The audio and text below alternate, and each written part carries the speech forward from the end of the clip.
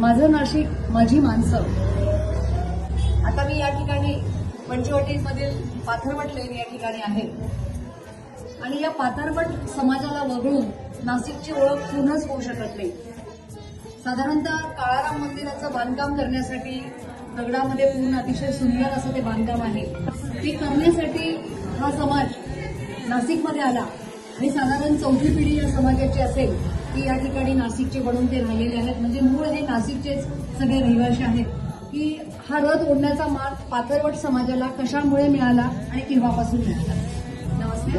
मला आपल्याकडून ही माहिती जाणून घ्यायची आहे की या समाजाला हा रथ ओढण्याचा मान कशामुळे मिळाला.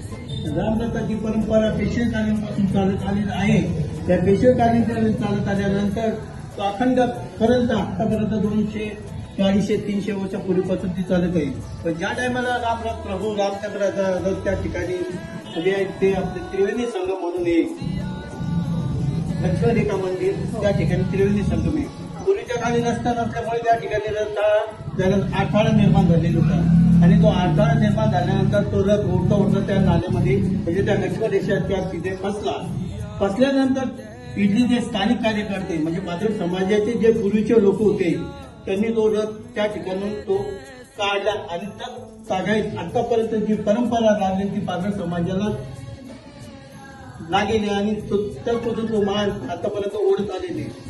धुळीचा मान म्हणजे आपण काय म्हणतो म्हणजे जो प्रभू रामचंद्राचा रथ आहे तो अखंड कमीत कमी 25 ते 30 फूट उंचीचा आहे.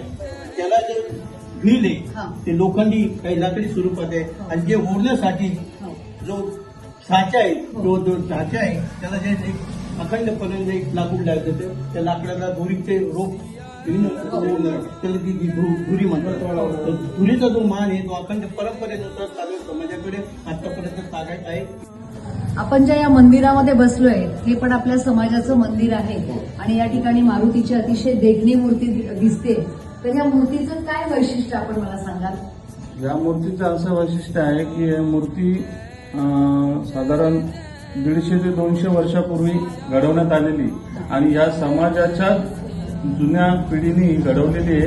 ही मूर्ती दिसते जेवढी वरती दिसते तेवढीच खाली आणि आमचे जे पूर्वज आहेत त्यांनी आम्हाला म्हणजे आमच्या काही सर्वांना सांगून दिलेले तर ही मूर्ती जर हलवायचा प्रयत्न केला कोणी तर ही अखंड ही मूर्ती निघणार नाही. हिचे तुकडे होऊनच निघेल अशी हिची आख्यायिका सांगितलेली आहे. ही मूर्ती अशीच अबाधित राहणार आहे आणि आपल्या सगळ्या समाजाला आशीर्वाद देणार आहे याच्यामध्ये माझ्या मनामध्ये कुठलीही शंका नाहीये. आणि या मूर्तीच्या कृपाछत्र छायेखाली आपला सगळा समाज अतिशय चांगल्या पद्धतीने या ठिकाणी राहतोय. नाशिकची संस्कृती किती महान आहे की एका समाजाला रथ सांभाळण्याचा मान आणि एका समाजाला रथ ओढण्याचा मान.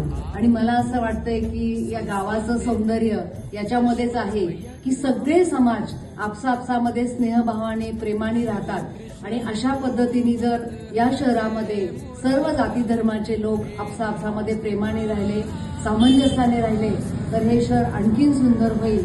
आज मला पाथरवट समाजाच्या सर्व नागरिकांना भेटून मनापासून आनंद झाला आणि आपलं जे नाशिकच्या उभारणीमध्ये योगदान आहे त्याचं जितकं कौतुक करावं तेवढं नक्कीच कमी.